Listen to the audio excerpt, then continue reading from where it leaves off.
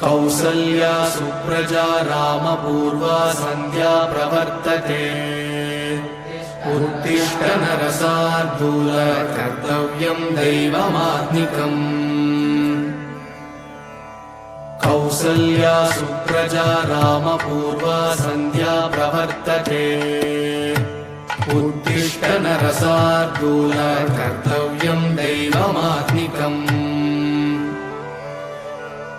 उत्तिष्ठोत्तिष्ठ गोविन्द उत्तिष्ठ गरुडध्वज उत्तिष्ठ कमलाकान्त त्रैलोक्यं मङ्गलं कुरु